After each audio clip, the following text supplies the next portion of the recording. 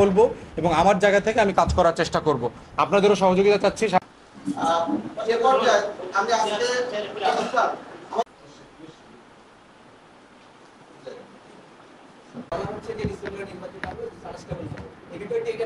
না, মনে করি না।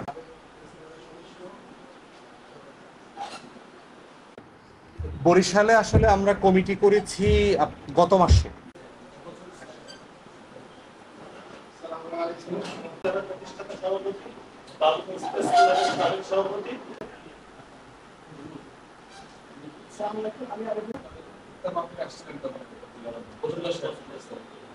আমার টং দোকানদার দিছে, আমার গরিব মানুষ দিছে, আমার ফকির মিসকিনরা দিছে।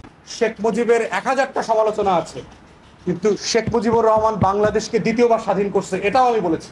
কারণ সে না হইলে আজকে বাংলাদেশ ইন্ডিয়ার কলোনিতে পরিণত হইতো। 16ই ডিসেম্বর আমার জেনুইন বিজয় হয় নাই। আমি বোধ করি আমাদের একটা নতুন বিজয় দিবস বের করা দরকার, যেটা 30শে মার্চ হইতে পারে, যেটা 19শে মার্চ হইতে পারে, যেদিন আমাদের এখান থেকে সকল ভারতীয়রা চলে গেছে। বাংলাদেশের টোটাল প্রশাসন বাংলাদেশিদের নিয়ন্ত্রণে আসছে। দেখেন, সরকার নির্বাচন কোনটা আগে হবে না হবে এই ব্যাপারে আমরা বারবার বলেছি যে যেটাই করেন দুইটা জিনিসকে এখানে মাথায় রাখতে হবে। একটা হচ্ছে রাজনৈতিক দলগুলোর প্রত্যাশা, কারণ তারা গত 16-17 বছর ধরে এই ফ্যাসিবাদ বিরোধী আন্দোলনে সক্রিয় ছিল এবং তাদের অনেক ত্যাগ কোরবানি আছে। দ্বিতীয়ত হচ্ছে গণ অভ্যুত্থানের তরুণদের আকাঙ্ক্ষা, কারণ দিন শেষে গোলটা কিন্তু সে করছে। ক্যান্টনমেন্ট উড়াই দেওয়ার কথা বলছি না? বলছি, কথা সত্য।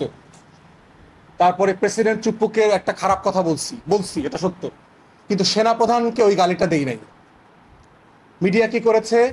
চুপ্পুর আগে ওই যে কথাটা বলছি ওইটা কেটে নিয়ে সেনাপ্রধানের আগে যোগ করে দিচ্ছে। এখন কোন দিন কথাটা বলা, বক্তব্যটা কোন দিনের? 5ই আগস্ট বিকালবেলা যখন বক্তব্য দিচ্ছি তখন যাত্রাবাড়িতে গণহত্যা চলছে, তখন রামপুরা ব্রিজে বনশ্রীতে গণহত্যা চলছে, তখন সাভার আশুলিয়াতে আমার ভাইদেরকে লাশ পোড়ায়া মারতেছে। সেই দিনকার আপনি কি আজকের মতো সুশীল কথা আমার কাছ থেকে আশা করতে পারেন?